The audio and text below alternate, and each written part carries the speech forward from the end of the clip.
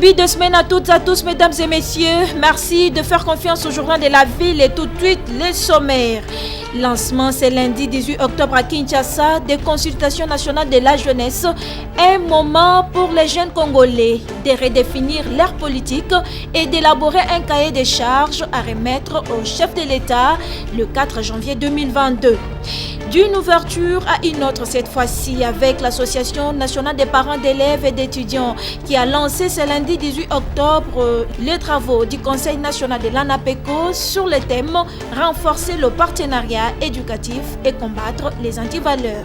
Grève des enseignants dans les différentes écoles de la République démocratique du Congo. Les élèves et les parents étaient tous ce matin au ministère de l'EPST pour exprimer leur mécontentement de voir les enfants retourner tout le jour à la maison sans étudier. C'est tout pour les sommaires, mesdames et messieurs. Encore une fois, bienvenue dans ce journal.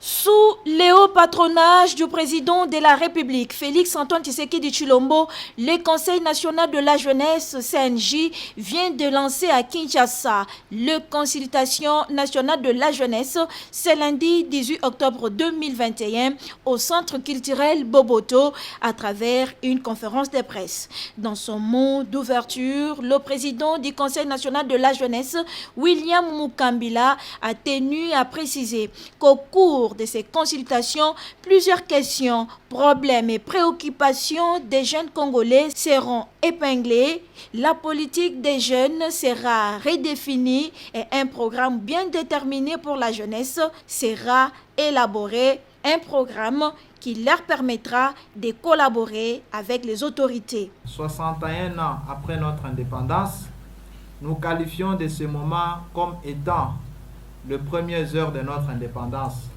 où nos pères, qui furent encore jeunes à l'époque, avaient pris l'initiative de pouvoir conjuguer leurs efforts ensemble et de s'amener à la table ronde pour décider sur l'avenir, sur le sort en tant qu'une nation démocratique.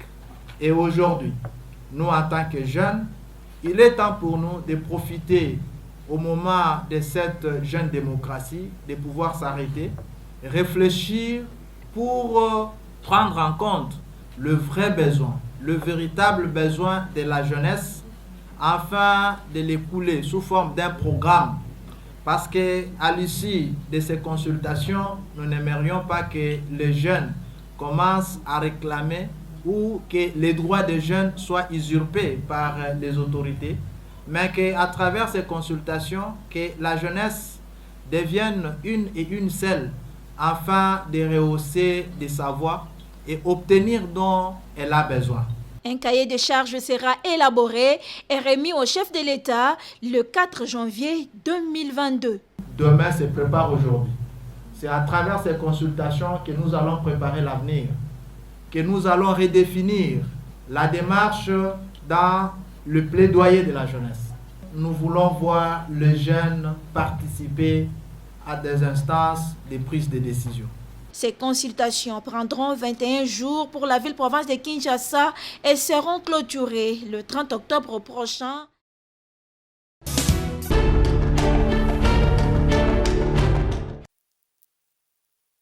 Renforcer le partenariat éducatif et combattre les antivaleurs, c'est le thème central retenu pour le 11e Conseil national de l'Association nationale des parents d'élèves et d'étudiants de la République démocratique du Congo, ANAPECO, ce lundi 18 octobre 2021 à l'UNPES. Durant 6 jours, soit du lundi au samedi 24 octobre, les participants représentants de l'ANAPECO venus des différentes provinces de la RDC vont se concentrer sur les problèmes qui bloquent la bonne marche du système éducatif et trouver des solutions en tant que parents pour que les antivaleurs soient bannis.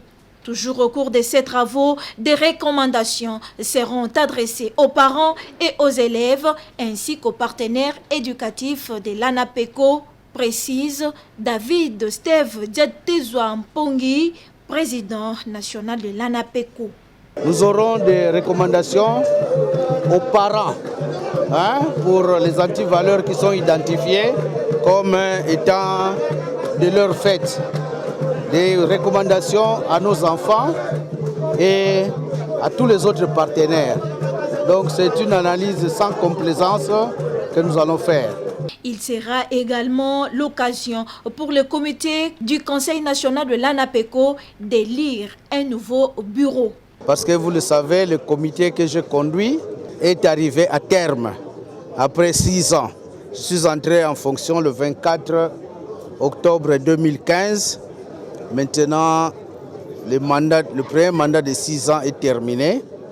Je compte postuler pour un deuxième mandat, pas seulement moi, mais toute l'équipe. C'est le ministre de l'EPST qui a procédé à l'ouverture de ces assises. Lorsque nous disons nous luttons contre les antivaleurs, ce n'est pas des discours, nous sommes dans l'action. Donc, puisque vous vous êtes engagé dans la lutte contre les antivaleurs, je voudrais que l'ANAPECO surveille également ses acteurs sur ce point-là. L'ANAPECO a un rôle à jouer et c'est un rôle important dans la sensibilisation des parents d'élèves. Acceptez que sur ce point, je puisse déclarer ouvert les assises de l'ANAPECO et je vous remercie. Ce 11e Conseil national de l'ANAPECO est placé sous le signe de la réussite.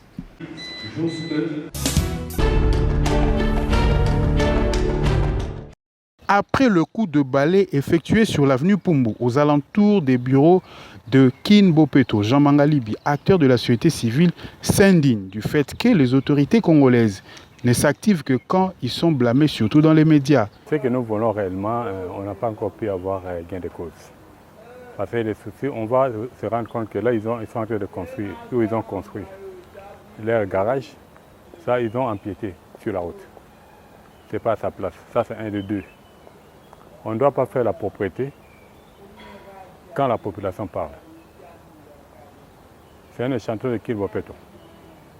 Si là, ils sont incapables de mettre la propriété, on ne sait pas ce que ça va encore advenir dans 2, 3, 4 mois. C'est pour ça que nous avons demandé, comme on l'a demandé encore la fois d'avant à M. Ngobila, qui est notre gouverneur, qu'il enlève cette histoire. À ça, là, c'est placé. Ils ont pris pratiquement, je crois, 10 mètres.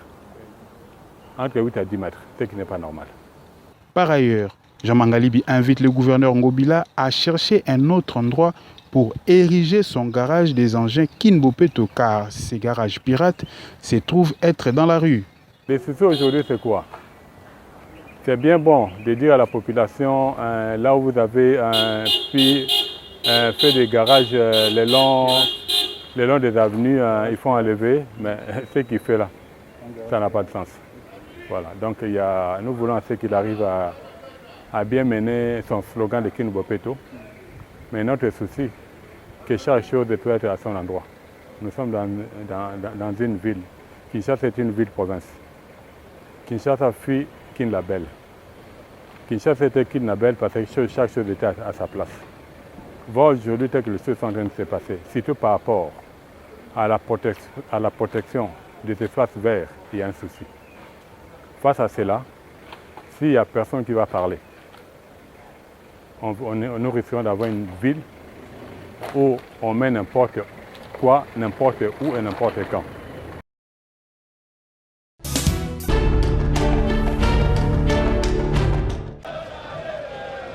La Mouka a paralysé la ville de Kinshasa ce samedi 16 octobre par une marche pacifique contre la politisation de la CENI, la levée de l'état d'urgence et la suppression de la taxe RAM. Une marche qui a débuté à Kianza dans la commune de Ngaba pour chuter à la première rue Limité devant l'école Saint-Raphaël.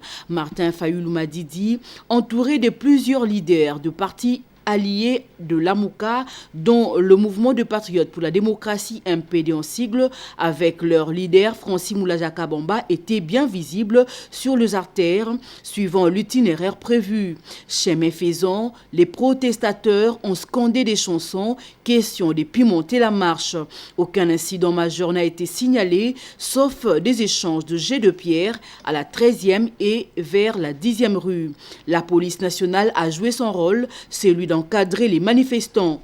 Au point de chute, le coordonnateur de la Mouka, Martin Fayoulou, assisté par son épouse, est revenu sur l'objet de leurs revendications.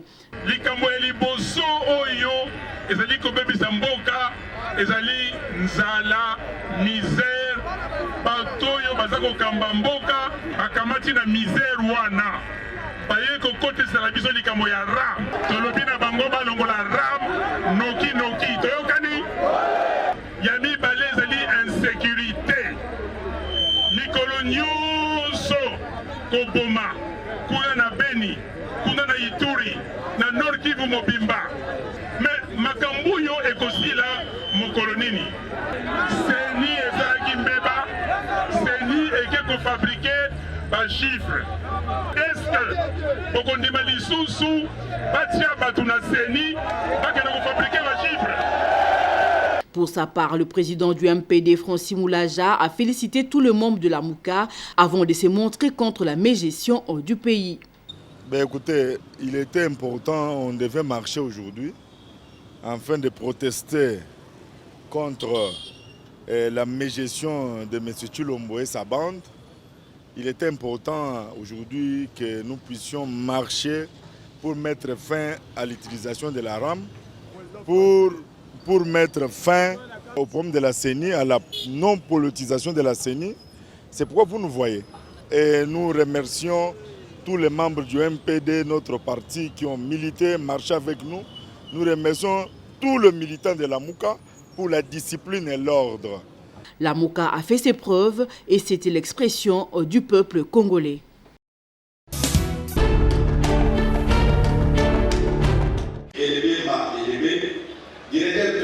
Débuté le 14 octobre 2021 à Kinshasa, au centre pastoral catholique Liloba de Lemba, les travaux de la synergie des ONG de Kinshasa, édition spéciale SOS Élections en RDC, organisée par le Conseil provincial des ONG de développement de Kinshasa, Krank Kinshasa, se sont clôturés ce samedi 16 octobre et c'est grâce aux exposés des experts en la matière pour analyser les déblocages du processus de la désignation du président de la Commission électorale nationale indépendante et trouver des pistes de solutions pour son déblocage. Et les participants s'engagent pour les déblocages du processus électoral en République démocratique du Congo. Nous nous organisons maintenant pour, n'est-ce pas, mener des plaidoyers, pour faire des pressions pour que la volonté directe de la population soit considérée. Que nous, les femmes, nous puissions diriger la CENI en lieu et place des hommes. Et pour le secrétaire exécutif du Krank Kinshasa, Guy Moudumbula Makola, superviseur technique de l'édition spéciale SOS Élections RDC, l'objectif poursuivi par ces assises est atteint. De l'Assemblée nationale, mais aussi de toutes les autres institutions du pays qui ont dans leurs responsabilités la matière de la gestion du processus électoral. Entendez le président de la République, le gouvernement, mais aussi la communauté internationale qui nous accompagne de tout le temps dans cette affaire. La prochaine étape, c'est d'abord que nous pour structurer le mécanisme d'appropriation et d'accompagnement du processus par les forces vives de la République.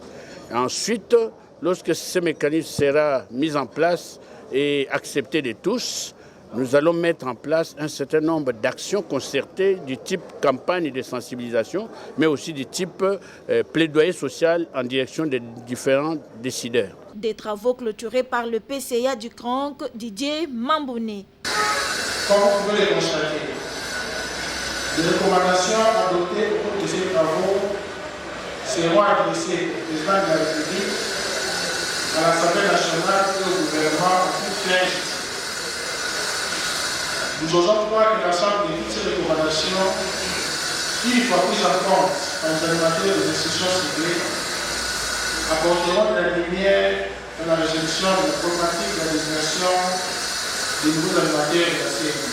Tout est bien qui finit bien. La 23e synergie des ONG de Kinshasa, édition spéciale SOS Élections en RDC, appuyée par l'ONG belge 11-11-11, partenaire du Krank, a pris fin et le rendez-vous est pris pour l'édition prochaine.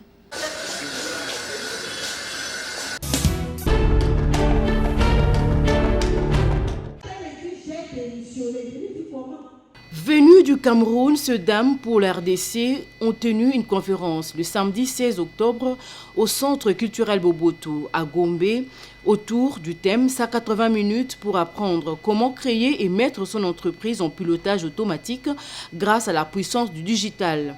Edwige Mbengue et Adèle Téné ont été émerveillés de recevoir un très grand public venu de plusieurs horizons de Kinshasa. Et pendant 3 heures, Adèle Téné a exposé sur son contact avec le livre de Robert Kiyosaki, Cadran du cash flow, cadre pour atteindre la liberté financière qui a bouleversé sa vie professionnelle et l'a conduite à se lancer dans le businessman pour devenir networkeuse professionnelle. Grâce à un nouveau système MLM, marketing de réseau développé par l'entreprise Lonrich des Uziway, créée depuis 1986. Cette conférence m'a beaucoup appris et ça nous a aidé comme jeunes d'entreprendre, de se donner dans le business. Parce qu'aujourd'hui, en travaillant dans une entreprise publique, ça ne nous donne pas des avantages. Oui, je suis parmi ceux qui veulent vraiment profiter de cette offre. Adèle Téné, quant à elle, a démontré qu'il est possible qu'avec son portable et le net, de devenir son propre employeur. Nous sommes venus ici pour apporter une nouvelle façon de faire au XXIe siècle. Le MLM qui a été un business qui était très mal connu ou bien encore très mal compris, qui autrefois utilisait des méthodes vraiment archaïques et des gens ont connu beaucoup de frustration, beaucoup de gens ont connu des rejets. Et aujourd'hui, nous venons avec une nouvelle façon de faire, avec le travail numérique, à travers la formation que nous offrons à toute personne qui rejoint notre équipe, de pouvoir mieux faire demain, c'est-à-dire non seulement le MLM ou bien le marketing relationnel associé au digital, mais également plusieurs autres métiers à travers les formations que nous leur offrons. Edwige Mbengue, elle, a encouragé les Africains. Alors, ce que les jeunes doivent retenir de mon intervention, c'est quoi? Ce que nous avons décidé de leur apporter, vraiment un outil révolutionnaire que beaucoup de personnes recherchent à travers l'Afrique, à travers le monde entier. Et je pense que c'est vraiment l'occasion pour eux de saisir l'opportunité et vraiment de faire comme nous, de nous suivre pour qu'ensemble nous puissions exploser en Afrique. Notez que toute souscription du 16 au 23 octobre vous feront bénéficier de produits de la valeur de votre souscription et d'une formation de $2000 gratuitement.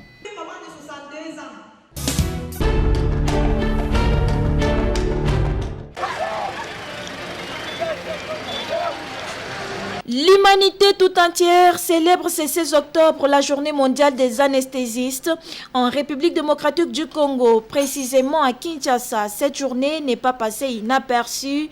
La Société des techniciens anesthésistes réanimateurs de la RDC, STA RDC, a organisé une marche de santé pour commémorer cette journée. Avec pour point de départ la gare centrale, cette marche est passé par le boulevard du 30 juin, rond-point Sosimat, puis l'avenue Mondiba pour chuter à Kitambo Magasin. Et juste après, la Star RDC s'est rendue à l'espace Chelet Tintin dans la commune d'Engaliema où une cérémonie de remise de diplômes aux anesthésistes qui ont rendu de loyaux services à la nation congolaise avec plus de 25 ans de carrière. Émus, les heureux du jour s'expriment. C'est une joie immense parce que c'est une journée où non seulement on célèbre l'anesthésie dans le monde entier, mais pour nous principalement, c'est une journée importante parce que de plus en plus, nous nous faisons connaître. Les rôles dissipés derrière les chirurgiens, les anesthésistes réanimateurs éprouvent beaucoup de difficultés. Une occasion pour le président de cette société, Justin Marius Kimbien, de faire un plaidoyer auprès des autorités du pays. Je pense que le problème majeur, ce n'est pas en soi d'abord les anesthésistes, mais c'est le patient congolais qui souffre. Il souffre pourquoi? Chez moi, au village, il n'y a aucun anesthésiste. Aucun anesthésiste va au village. Nous avons un nombre insuffisant des anesthésistes en République démocratique du Congo. Ça, c'est le tout premier problème. Alors, nous sollicitons à l'État de pouvoir créer des écoles, des facultés de sciences de santé qui va générer à son sein le département des techniques d'anesthésie qui pourra combler les vides. Car même les médecins anesthésistes, ils ne seront pas plus de 200 dans ces pays. C'est un problème sérieux. De deux, le plateau technique, c'est-à-dire les matériels que nous devons utiliser pour bien faire le travail. Vous pouvez faire le tour de nos hôpitaux. En tout cas, nous n'avons pas assez de matériel. On peut dire qu'on n'a même pas de matériel. On travaille avec nos moyens de bord. Nous osons croire que ces plaidoyers des anesthésistes sera pris en compte par le gouvernement congolais, car la santé n'a pas de prix, dit-on.